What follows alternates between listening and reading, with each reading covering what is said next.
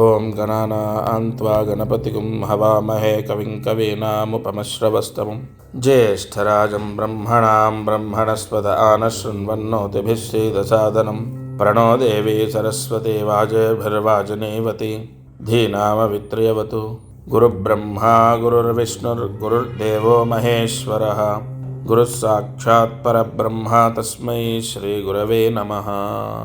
मारुति अनुग्रहं प्रारंभः।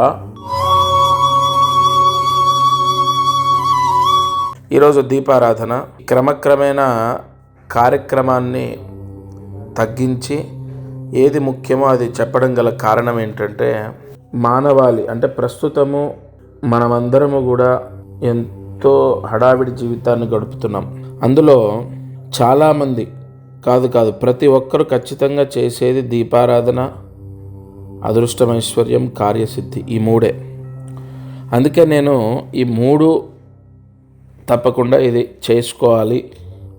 చేయాలి అని చెప్పి ఈ మూడింటిని ప్రతిరోజు చెప్పడం జరుగుతుంది. ఈరోజు దీపారాధన మధ్యాహ్నం 12 గంటల నుండి 1 గంట వరకు, అంటే గంట టైం ఉంటుంది.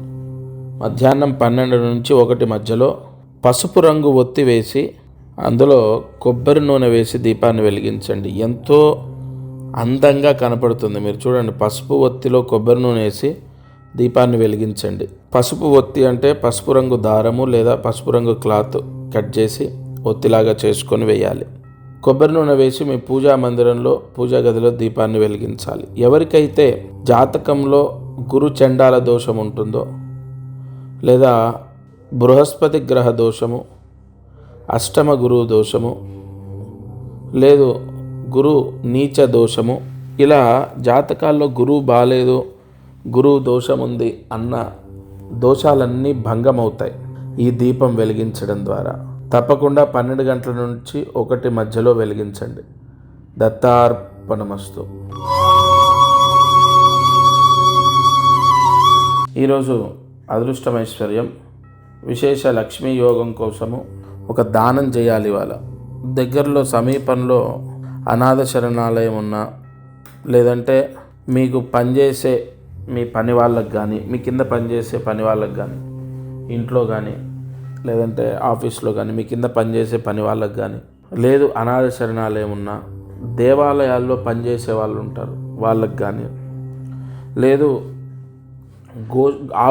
ఆవుకి కానీ, లేదు ఎక్కడైనా చారిటబుల్ ట్రస్ట్ ఉంటుంది, అంటే మనకు గవర్నమెంట్ స్కూల్స్ ఉంటాయి, హాస్టల్స్, అలా ఎక్కడైనా ఒక అమ్మాయికి ఒక అబ్బాయికి, గుర్తుపెట్టుకోండి, అమ్మాయికి అబ్బాయికి చెరొకరికి వస్త్రదానం చేయాలి. ఇది కొంచెము పని, అంటే శ్రమతో కూడుకున్న పరిహారం.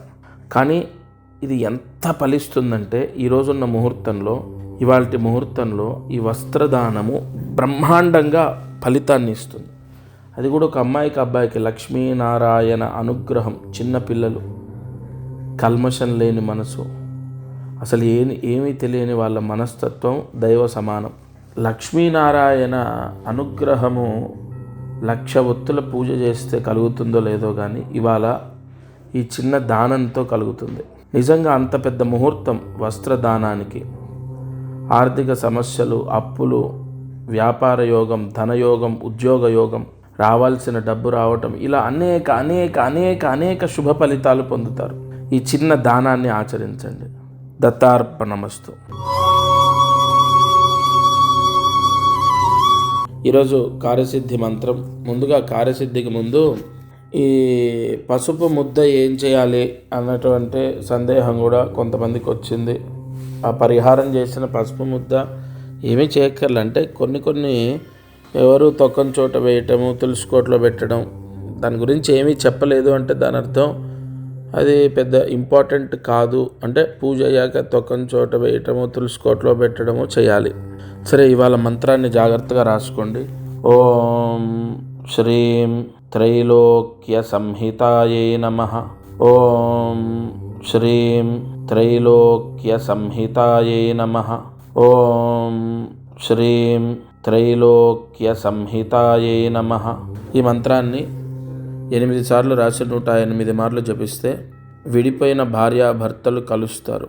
అంటే మనస్పర్ధలతో అమ్మగారింట్లో ఒకరు, అంటే ఎవరింట్లో వాళ్ళు ఉన్నవాళ్ళు ఎవరైతే అంటే ఈ గొడవల వల్ల చికాకుల వల్ల ఎవరింట్లో వాళ్ళు ఉంటారు కదా, భార్య తన పుట్టింట్లో, భర్త తన ఇంట్లో ఉన్నటువంటి వాళ్ళు ఎవరైతే ఉంటారో ఈ మంత్రాన్ని చదువుకున్న వాళ్ళ తల్లి లేదా వాళ్ళ తండ్రి చదివిన వాళ్ళ మనస్సులు మారి వాళ్ళ కోపతాపాలు తగ్గి ఆలోచనతో వాళ్ళు కలిసే అవకాశం ఉంది.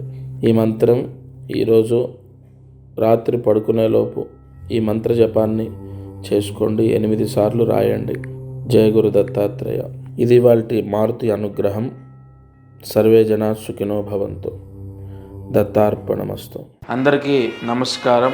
ప్రతిరోజు ఈ కార్యక్రమాన్ని వీక్షిస్తున్న వాళ్లకు గమనిక, మనం చేసే పరిహారాలన్నీ సామూహికంగా అందరికీ చెప్పబడినటువంటివి. ఇక్కడ ఒక విషయాన్ని మీరు గ్రహించాలి. మానవ జన్మ, నేను కానీ మీరు కానీ ఎవరు జన్మనెత్తినా ఒక కర్మదోషంతోనే పుడతాం. ఆ కర్మదోషము విముక్తయ్యి మనకు అనేక కష్టాలు పోవాలంటే జాతకమే దానికి బలమైన ఆధారం. కావున ఎవరైతే ఈ ఛానల్ చూస్తున్నారో వాళ్ళకు విపరీతంగా, అంటే ఈ ఛానల్ చూడండి, దీంట్లో చెప్పిన పరిహారాలు చేయండి, ఓకే, అయినా కూడా మీ కష్టాలు తొలగలేదు, లేదా విపరీతంగా కష్టాలున్నాయి, ఇంట్లో సమస్యలున్నాయి, అమ్మాయి విషయంలో, అబ్బాయి విషయం, ఇలా అనేక విషయాల్లో సమస్యలు ఉన్నాయి అన్నప్పుడు తప్పకుండా మీ జాతకాన్ని పరిశీలింప చేయించండి.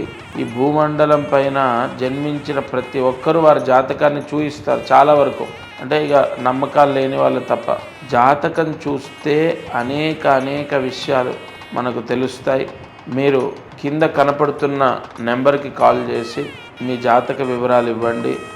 తప్పకుండా నేరుగా నేనే స్వయంగా మీతో మాట్లాడతాను. జయ గురు దత్తాత్రేయ.